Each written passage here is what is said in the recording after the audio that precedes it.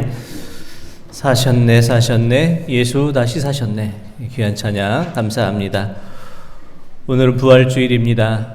부활하신 주님께서 저자들을 만나시고 제일 먼저 평안의 인사를 전하셨던 것처럼 저도 평안의 인사를 드립니다. 부활하셔서 지금도 우리와 함께 하시는 주님의 평안이 우리 모든 성도님들과 가정 위에 함께 하시기를 원합니다. 우리 함께 한번 부활절 인사를 나누도록 하겠습니다. 예수님의 부활을 축하합니다. 예수님의 부활을 축하합니다. 예수님의 부활을 축하드립니다.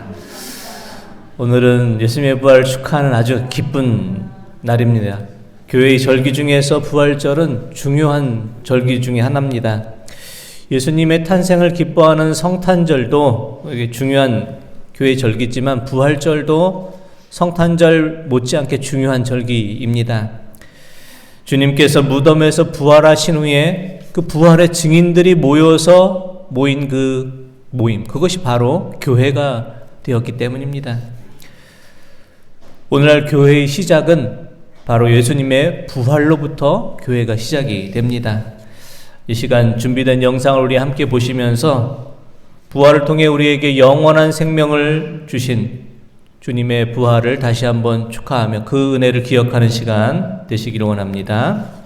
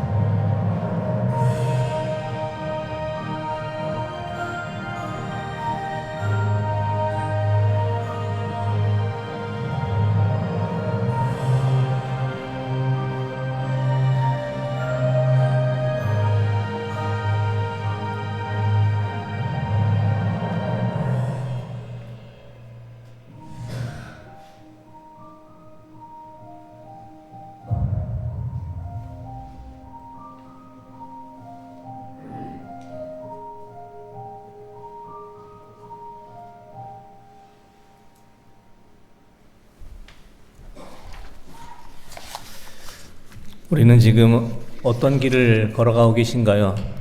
우리가 길인 줄 알고 다른 사람들이 걸어가는 그 길을 무작정 따라다니다 보면 또 막다른 인생의 길을 마주대야 할 때가 있습니다. 인생의 길 중에 실패와 좌절을 겪을 때에 어느 길로 가야 될지를 또 몰라 헤맬 때도 있습니다. 예수님께서 우리에게 죽음과 생명을 통해서 영원한 생명의 길을 열어주셨습니다.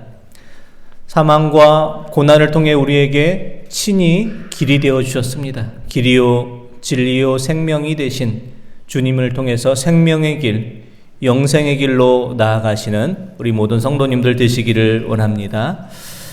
주님께서 부활하신 그 새벽, 막달라 마리아와 또 다른 마리아가 주님의 무덤을 찾았을 때 주님의 무덤은 비어 있었습니다. 천사가 여인들에게 이와 같이 말합니다. 마태복음 28장 6절 말씀입니다. 그가 여기 계시지 않고 그가 말씀하시던 대로 살아나셨느니라. 와서 그가 누우셨던 곳을 보라. 아멘. 천사의 말처럼 예수님의 무덤은 부활하신 예수님으로 인해서 비어 있었습니다. 예수님께서 무덤에 머물러 계시지 않고 3일 만에 부활하셔서 하늘로 승천하시기까지 많은 제자들과 또 많은 사람들을 만나 주셨고 직접 예수님을 대면한 많은 이들이 있었습니다. 하지만 예수님의 부활은 너무나 놀라운 사건이어서 부활하신 예수님을 직접 만난 이들 가운데서도 직접 예수님을 보았지만 예수님의 부활을 의심하는 자들도 있었습니다. 마태복음 28장 16절에서 17절 말씀 보겠습니다. 11제자가 갈릴리에 가서 예수께서 지시하신 산에 이르러 예수를 배웁고 경배하나 아직도 의심하는 사람들이 있더라. 아멘. 오늘날 하나님을 보여달라. 눈으로 하나님을 보면은 믿겠다. 이런 말을 하는 분들이 있습니다. 하지만 눈으로 본다고 믿음이 생기는 것은 아닙니다. 부활하신 예수님을 직접 만나보고 예수님께 경배했지만 부활하신 예수님을 보고도 의심하는 자들이 있었던 것처럼 하나님을 본다고 하나님을 믿게 되는 것이 아님을 알 수 있습니다. 히브리서 저자의 고백처럼 믿음은 바라는 것들의 실상이고 보이지 않는 것들의 증거이기 때문입니다. 믿음은 보는 것에서 시작이 되지 않고 보지 못하지만 모든 것이 하나님의 뜻과 하나님의 섭리 가운데 다 모든 일이 이루어지는 것을 믿고 깨닫는 것에서 시작이 됩니다. 그렇다면 오늘 우리는 예수님의 부활을 의심하는 이들을 향해서 어떻게 예수님의 부활을 증거할 수가 있겠습니까?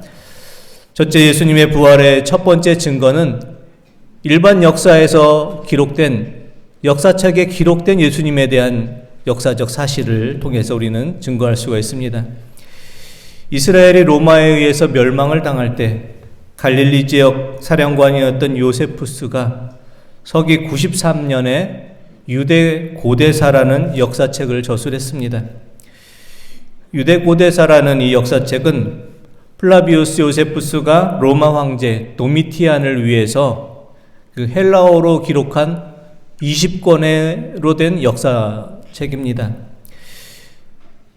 서기 93년이니까 예수님께서 부활하신 후 한 60년밖에 되지 않았을 때 기록된 역사책입니다. 아직도 부활하신 예수님을 직접 만난 그 증인들이 생존해 있을 때 기록된 그 역사책입니다. 요세푸스의 유대 교대사를 보면은 예수님의 부활에 대한 그 내용이 소상하게 기록이 언급이 되어 있습니다. 역사가 요세푸스의 유대 고대사의 일부를 제가 한번 읽어보도록 하겠습니다. 서기 93년에 기록된 요세푸스의 유대 고대사 중 일부 내용입니다. 이 즈음에 굳이 그를 사람으로 부른다면 예수라고 하는 현자 한 사람이 살았다. 그는 놀라운 일을 행하였으며 그의 진리를 기쁘게 받아들이는 사람들의 선생이 되었다. 그는 많은 유대인과 헬라인 사이의 명성이 높았다. 빌라도는 우리 유대인 중 고위층들이 예수를 비난하는 소리를 듣고 그를 십자가에 처형하도록 명령했다. 예수가 죽은 지 사흘째 되는 날 그는 다시 살아나 그들 앞에 나타났다. 이것은 하나님의 예언자들이 이미 예언했던 바 예수에 대한 많은 불가사의한 일들 중에 하나였다. 오늘날에도 그를 따라 이름을 붙인 족속 즉 그리스도인이라 하는 족속이 사라지지 않고 여전히 남아있다. 요세푸스가 이 역사책을 기록했을 때 예수님을 직접 본 부활의 증인들이 모여서 그리스도인이라는 이름으로 불려졌고 아직도 그와 같은 이름으로 불려지는 이들이 많이 남아있다, 이렇게 기록을 합니다. 예수님의 부활 이후 60년 만에 기록된 그 역사책 안에 예수님의 부활이 기록된 것을 통해서 우리는 예수님의 부활이 서기 93년경 이미 많은 사람들에게 역사적 사실로 인정되고 있었다라는 것을 알게 됩니다. 예수님께서 실제로 존재하셨고 생전에 불가사의한 놀라운 일들을 많이 이루어 주셨고 또 죽으신 지 3일 만에 부활했다는 그 내용이 서기 93년에 기록된 역사책의 내용입니다. 하지만 이 역사책의 내용보다 더 분명한 예수님의 증거는 예수님의 제자들이었습니다.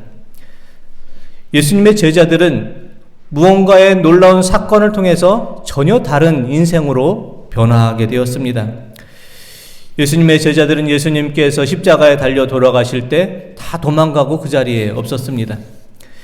예수님의 제자들은 예수님께서 십자가에 달려 돌아가신 후에 이제 모든 것이 다 끝난 것으로 여기고 골방에 숨어서 두려워서 떨고 있었습니다. 부활하신 예수님께서 문을 닫고 숨어서 떨고 있는 그 제자들을 찾아가셨고 예수님께서 무덤에서 부활하셨음을 친히 몸소 보여주셨습니다. 요한복음 20장 19절에서 20절의 말씀 한번 보겠습니다. 이날 곧 안식 후 첫날 저녁 때에 제자들이 유대인들을 두려워하여 모인 곳에 문들을 닫았더니 예수께서 오사 가운데 서서 이르시되 너희에게 평강이 있을지어다. 이 말씀을 하시고 손과 옆구리를 보이시니 제자들이 주를 보고 기뻐하더라. 아멘. 부활하신 예수님을 만나기 전 제자들은 골방문을 닫고 두려워 떨고 있는 겁쟁이 제자들이었습니다. 부활하신 예수님께서 그들을 만난 이후에 그들은 더 이상 죽음을 두려워하지 않고 예수님의 부활을 증거하는 사람들로 변화하게 됐습니다. 부활하신 예수님을 직접 만나본 이후에 그들이 전혀 다른 모습으로 변화되게 된 것입니다. 그들은 예수님을 십자가에 못 박게 했던 이들을 만나고도 그들의 경고도 두려워하지 않고 예수님을 증거하게 됩니다. 사도행전 4장 18절에서 20절 말씀 보겠습니다. 그들을 불러 경고하여 도무지 예수의 이름으로 말하지도 말고 가르치지도 말라 하니 베드로와 요한이 대답하여 이르되 하나님 앞에서 너희의 말을 듣는 것이 하나님의 말씀을 듣는 것보다 옳은가 판단하나 우리는 보고 들은 것을 말하지 아니할 수 없다 하니 아멘. 베드로와 요한이 부활하신 예수님을 전하자 예수님을 십자가에 못 박게 했던 그 일을 했던 이들이 그들을 다시 붙잡아서 경고를 합니다. 너희들이 계속 부활한 예수를 전한다면 너희도 그렇게 십자가에 못 박는 그 일을 당할 것이다. 이렇게 경고하지만 그들은 이제 전혀 두려워하지 않습니다. 우리가 보고 들은 것을 전하지 않을 수 없다. 이렇게 말하며 너희의 말을 듣는 것과 하나님의 말을 듣는 것 어떤 것이 더 옳은가를 판단하라. 이렇게 용기 있게 외치며 부활하신 예수님을 전합니다. 부활하신 예수님을 만난 이후에 겁장이었고 두려워 떨던 제자들은 용기 있는 부활의 증인이 되어서 예수님을 전했습니다. 그리고 제자들이 힘써 전했던 부활의 주님이 오늘 우리에게들까지 전해져서 우리가 부활의 주님을 만나게 되었습니다. 세 번째 부활의 그 증거는 바로 여기 있는 우리가 되어야 합니다. 우리가 이제 예수님의 부활의 증인이 되어야 합니다. 우리는 부활하신 예수님을 통해서 구원을 얻은 하나님의 자녀들입니다. 매일매일 우리는 이제 주님의 십자가 앞에서 죽고 다시 살아나는 피조물이 되었습니다. 이제 우리가 예수님의 부활의 증인으로 세상에 예수님의 부활을 증거해야 됩니다. 기독교는 예수님의 부활을 믿고 증언하는 목적으로 생겨났습니다. 사도행전 1장의 말씀을 보면은 예수님께서 승천하신 후에 예수님을 은전 30에 팔았던 가룟 유다를 대신해서, 가룟 유다가 죽고 대신해서 마띠아라는 그 사도를 세웁니다. 마띠아라는 사도를 세우면서 우리가 사도를 세우는 이유, 우리가 제자로 이 땅에 존재하는 이유와 목적에 대해서 이와 같이 말합니다. 사도행전 1장 22절 말씀 한번 보겠습니다. 항상 우리와 함께 다니던 사람 중에 하나를 세워 우리와 더불어 예수께서 부활하심을 증언한 사람이 되게 하여야 하리라 하거늘. 아멘. 네, 오늘 우리 예배 후에 공동회의를 통해서 우리 또 항존직 직분자도 선출하게 되는데요. 이렇게 우리가 주님의 증인된 또 제자들을 이렇게 선출하고 또 주님의 일꾼들을 선출하는 그 목적은 바로 예수께서 부활하심을 증언하는 그 증인이 되게 하기 위한 목적이다. 이렇게 되어 있습니다. 우리가 주님의 제자로 부름받은 그 이유는 바로 예수님의 부활을 증언하기 위해서입니다. 우리가 예수님의 부활의 증인이 된다는 것은 무엇입니까? 부활하신 예수님을 만남을 통해서 우리의 삶이 변화된 모습으로 살아간다는 것을 말합니다. 예수님께서는 우리에게 부활의 의미를 쉽게 설명해 주시기 위해서 한 알의 밀알이 땅에 떨어지는 것을 비유로 설명해 주셨습니다. 한 알의 밀알이 땅에 떨어져서 죽지 않으면 한 알 그대로 있지만 죽으면 많은 열매를 맺는다, 이렇게 말씀하셨습니다.